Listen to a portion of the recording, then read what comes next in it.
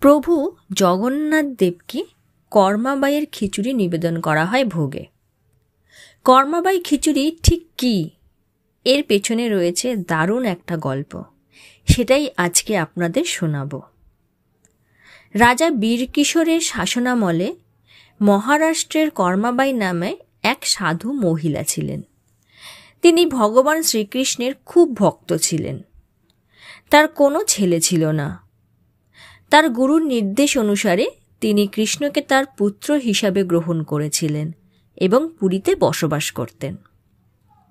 প্রতিদিন সকালে ঘুম থেকে উঠে কৃষ্ণের জন্য খিচুড়ি ভোগ রান্না করতে শুরু করত। তিনি আন্তরিকভাবে এবং মহান নিষ্ঠার সঙ্গে এই কাজ করতেন।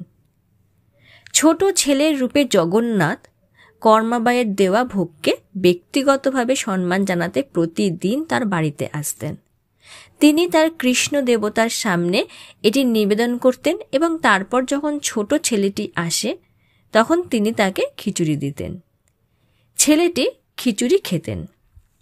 এভাবে চলল অনেক দিন।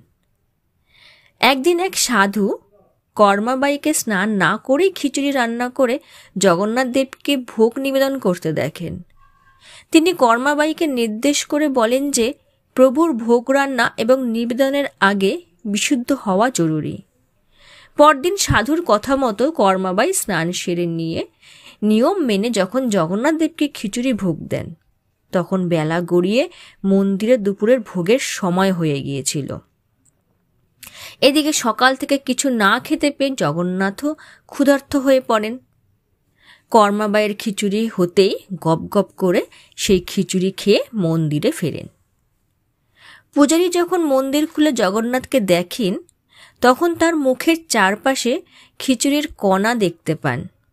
পূজারী বিস্ময় প্রকাশ করে, আমরা আজ প্রভুকে তো খিচুড়ি নিবেদন করিনি, তাহলে তার মুখের চারপাশে এই কণাগুলো কোথা থেকে এলো?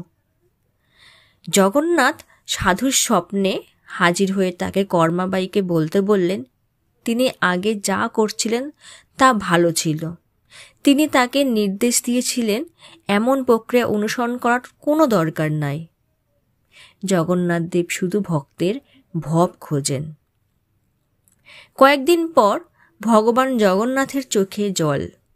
কারণ জানতে চাইলে ভগবান জগন্নাথ বলেন, তার প্রিয় মা কর্মাবাই এই পৃথিবী ছেড়ে চলে গেছেন। কাল থেকে কে আমাকে খিচুড়ি দেবে? সেই দিন থেকে ভগবান জগন্নাথের জন্য খিচুড়ি তৈরি করা হয় এবং প্রতিদিন নিবেদন করা হয়। একে বলা হয় কর্মাবাইয়ের খিচুড়ি। আপনাদের এই গল্পটি কেমন লাগলো অবশ্যই কমেন্ট করে জানাবেন। আর এই রকম গল্প শোনার জন্য চ্যানেলটিকে সাবস্ক্রাইব করবেন। ধন্যবাদ।